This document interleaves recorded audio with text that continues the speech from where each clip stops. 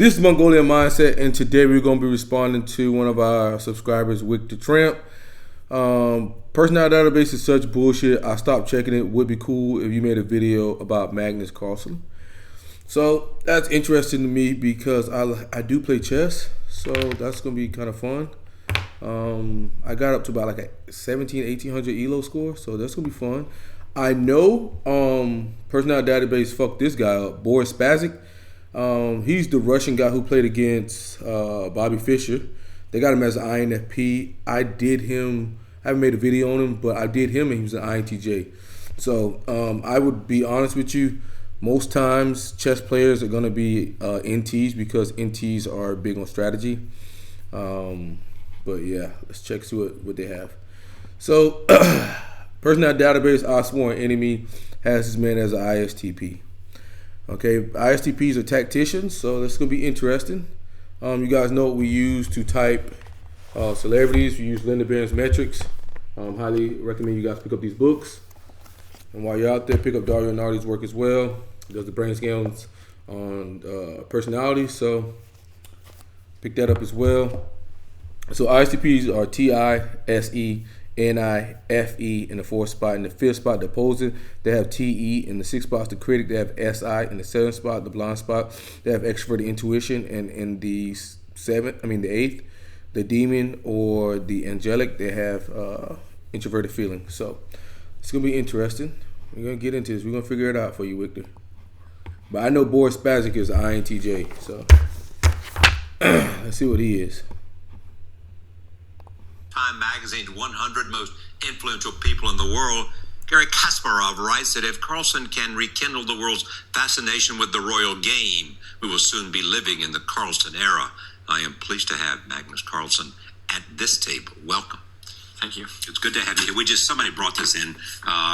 We will maybe have you show us something. But more importantly, I think it is that, why do you think you are so good? What is it about you? What is it about your experience? What is it about your game? I really, really wish I knew. Maybe I will in 20, 30 years when I'm older and wiser. So he's projecting the future already. 20, 30 years. He's already going future focused, so that's abstract. So we're going to put a point down for abstract already. Right now, I know that, I've spent a lot of time on chess, obviously, and I've developed a feeling for the game. I calculate well and so on, but there are also many others who put in the same hours, have the same dedication. So it's hard to say. But what I do know is that the game somehow comes naturally to me. Yeah. When did you discover that? I think pretty early on. I was spending a lot of time on chess, and somehow I kept improving at a high rate, while the other players at my age that I was competing against, you were beating all of them and moving ahead. Yes, exactly. And then that's an SE statement. Talking about other people. Okay, so that's 1 point for SE, and I go back and catch that. And somehow I kept improving at a high rate, while the other people, players at my age that I was competing against, you were beating all of them and moving ahead. Yes, exactly. And then it was always fun and while not effortless, nevertheless, things were going well. Yeah. What is it about chess you love? It's hard to say. I do know that once I got into chess, I was really fascinated by the game, and I spent a lot of time on it simply because that's what I love to do. Spent a lot of time on it because that's what I love to do. I'm going to put that down. More FI, so TEFI. I don't know what it was about it. Yeah. I really don't know. But it is a great... What's interesting about chess is that you can go and quickly recall all the great games that have been played in the history of chess. Yeah, that's the great thing about chess, that there are other changing circumstances, but it's always the same. So we can always, although the possibilities are endless, you can always write it down, and the games will be preserved for eternity, both for learning and other. When you put your hand on the piece, yes, I mean, what do you feel? And as you think about the move you're about to make, I mean, does it feel more than just moving a piece of wood, or does it feel, in a sense, like you're a general in a battlefield, and you are making a strategic choice? Yeah, I mean. All right, so this guy's coming off responding. He is coming off responding. Look, I'm gonna put an asterisk beside responding, and if he's abstract, SENITE, FI, he's looking like an INTJ. I don't know. I think one thing is you can really tell from whether players are professionals or not, by the way they move their pieces, by the way. Show me what a professional talking about does. how you could tell that's SE. How they move their pieces, what other people are doing, that's SENI. No, I mean, before the game, you would kind of adjust the pieces so that, everything's in harmony. Yes. And that the pieces are more or less in the middle of the squares. Yeah. So, look at that. Yours are so perfectly placed, yes. Yeah, so... You set this board. Yeah. So it's like when I move a piece, like, I would... do it very quietly and put it right in the middle of the square. And of course, there's usually a plan with what I do, and I try to direct my pieces so that they're. So he's talking about, he's getting systematic here. Okay, he has a system right in the middle every time. TEFI as well. I have a plan. So work together in harmony. That's very important. Can your best matches you can replay in your mind instantly? Yeah, more or less. More or less. And great games in which he's like more or less. Bro, I'm not really an SI user. I can't do that. Imposing champions have played against each other. I assume you can replay those as well. Yeah, I mean, I can. I might not remember every single move. Told you. SI user will remember everything. That's SE. He's SENI user. He's abstract. He's TFI. He's responding. He's systematic. Think like an INTJ. I'll remember, the critical positions and the general pattern. Say it. The general feeling of the game, what happened there, and so on. There's a great hope in you that, as Kasparov has suggested, that somehow you carry the possibility of igniting a new interest in chess. Do you feel that?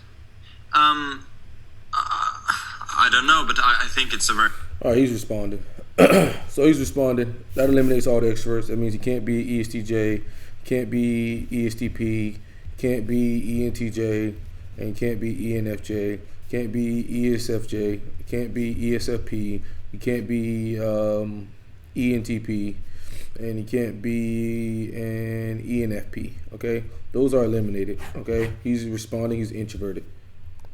Very exciting prospect because I mean I wasn't around for the Bobby Fischer era, but boy, it was intense. Yeah, I mean, if I could be part of something even remotely similar to that would be great. So what I'm trying to do is just he's direct play too. well, and it's coming off very direct, specific, concise, to the point.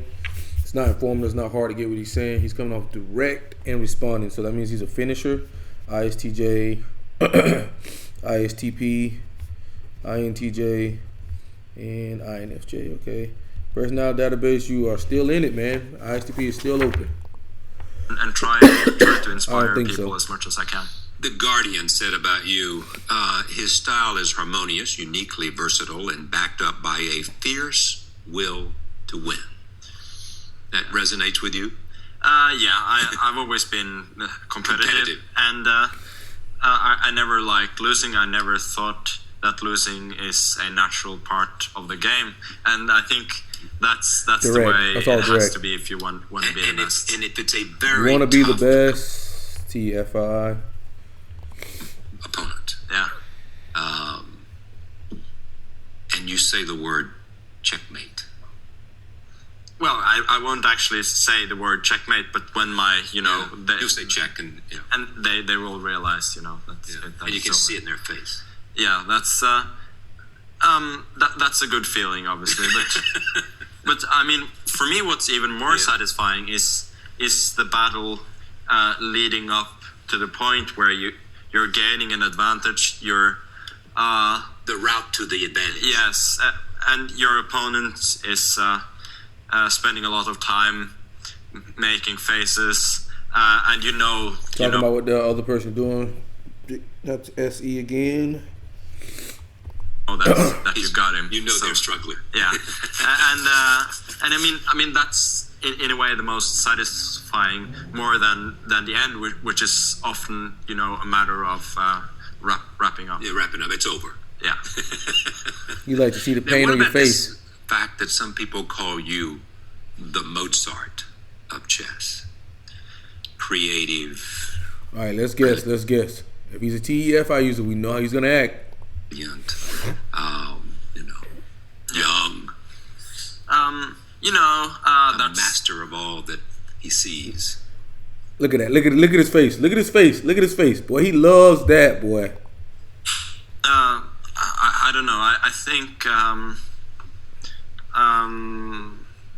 it's not the worst person to be compared to. No, for that's sure. pretty Yeah, he answered that like a TI user would have answered that way differently.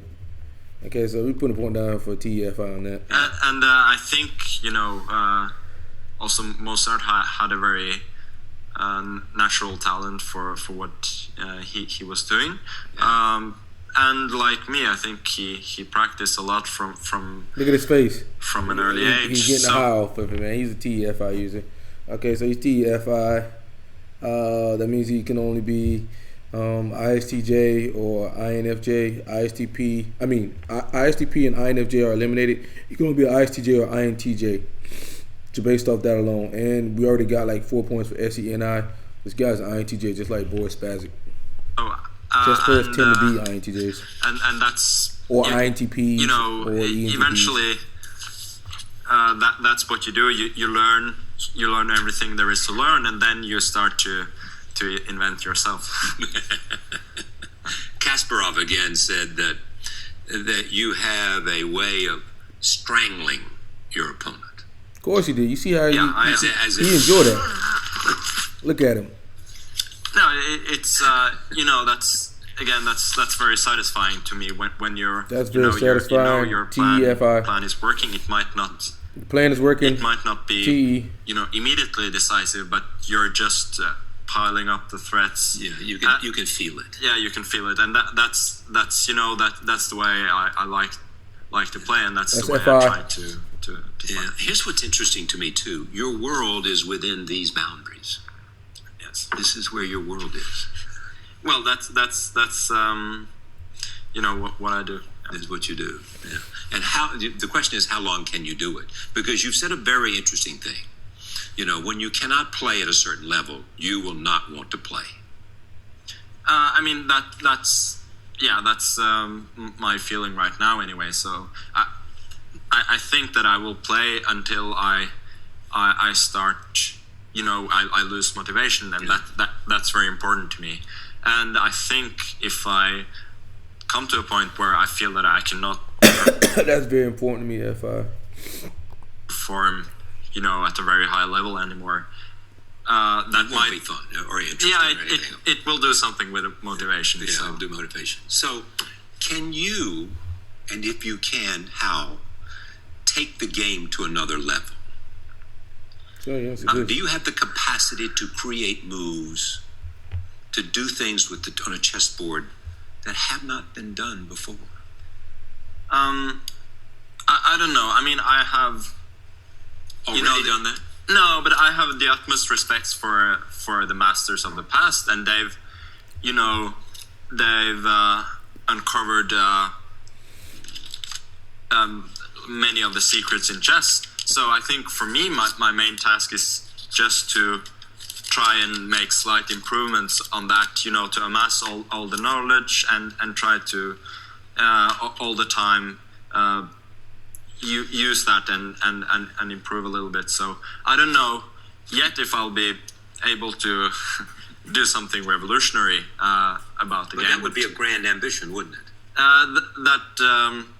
It would, and it's not an ambition I have yet. As for now, I'm satisfied just trying to move it a little bit ahead in small steps, and I think that will be a great thing. Small steps, that'd be progression. Okay, progression. But we already know that because he's direct responding, so we know that. How will you prepare for Anna? I don't know, because I think a lot of the things that I'm doing right now are working out. I think that's fair to say. Yes, so it is. Oh my God, TFI some more, boy. Jesus Christ. Not to. Well, that FI child is on display for us. Just continue what you're doing and extend. Yeah, and make some small improvements, be a little bit sharper in the openings, be a little bit better physically prepared, be a little bit better at everything, and try also not to over focus on preparation. Just you'll know him, like everything about him. You'll know. You'll know when you're inside his head. Yeah.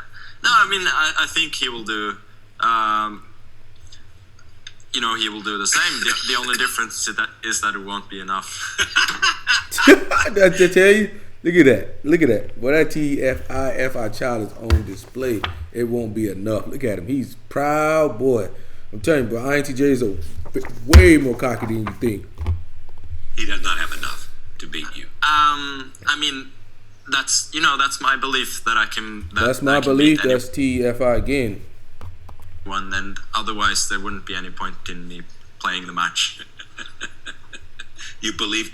How long will it take you to beat him? I think the length of the match will probably be 12 games. Yeah. So it's first to 6.5 points. So if I get there in the end, I'm going to be very happy, no matter how long it takes. Show me, and just the magic of the game. There's lots of talk about an opening. Yeah. Let's assume that I play a little bit of chess, but talk to me about the significance of the opening, and because they're classical openings that carry the names of great chess masters. Mm-hmm. No, I think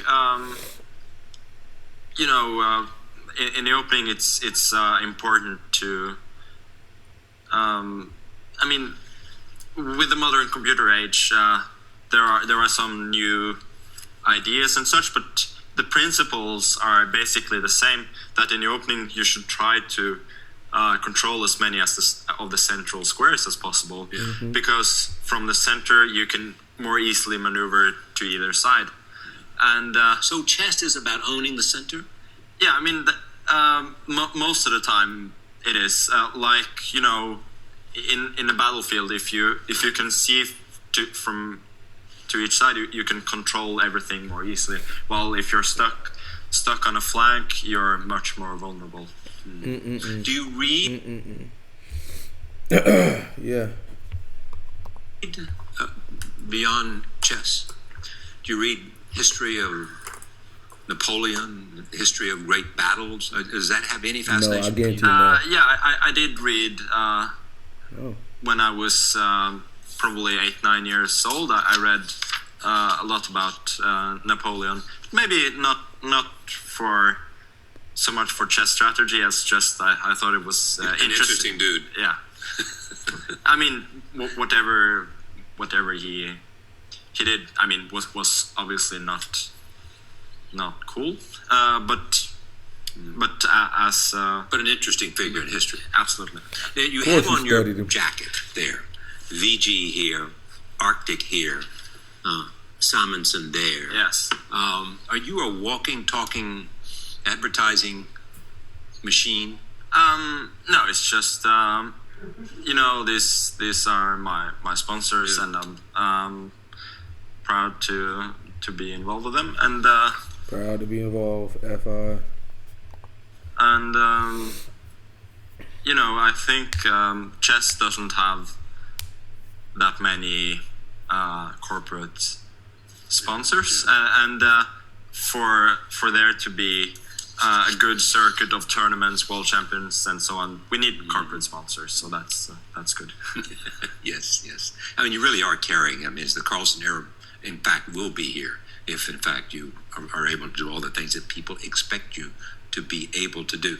So the idea of getting ready for a match, as confident as you are, do you play with? I mean, will Kasparov add to that preparation, or has he already done what he can do to make you as good as you are? I mean, I will certainly ask Gary for advice, and actually, I already have, and because he has such great experience, and because he's pretty good. And of course, he's such a wonderful player as well. Yeah. So, but I asked you to name the greatest players in the world, and you didn't name him. No, but you asked me to as I saw it, to name the most naturally talented players. Okay, fair enough. That's a very nice. One for you. For the greatest players of all time, there's no doubt in my mind that Gary's the best. But he had, the unique combination. He had a lot of talent, but he also worked extremely hard all his life, and he probably still works more on chess than. And then he's got a political career in the. Yes, but he still, he still loves the game. He still has it. It's been a few years since I've played with him, but I can tell you that 5 years after he retired, he was still, damn strong. So, at what point could you take him? 1 year after he retired? 2 years after he retired? Before he retired? I don't know. I think, me right now and Gary at his peak, that would be an immensely interesting. Yeah, that would be. I mean, so that would be it. That would be it, wouldn't it? The greatest player in the world, which you've said he was. Yeah. Just, I asked you, and you said others had more natural ability. I'm not sure what you meant by that, but creative. But you, what? You would like to, that would be to think in your head about, him at his best and me at my best. That would be some match. Yeah, and it would also be a clash of style, because him at his best, he was so he was not a strangling type of player. He's either he wasn't a strangling type because he likes strangling people. He was the knockout kind of guy. So explain the difference in that, because you obviously know it. Yeah, it's more like I try to wear my opponent's time, gradually rob them of any active play, and win eventually. It's a slow death. That's a system. So systematic. He's systematic. We all know this. This guy's an intj.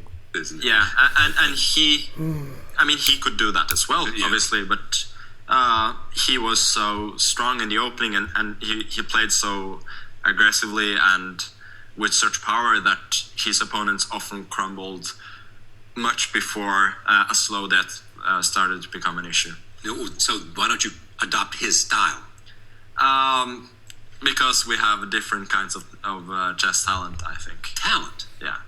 So how would you characterize the difference in the talent? No, it's like the talent. Not the results, but the talent. No, it's just that I have a great talent naturally for what you might call positional chess, and he for more attacking, aggressive chess. And again, I think we both can do a bit of both, but that's the definite strength, and I think that comes, from talent, how you were brought up, how you were taught to approach the game.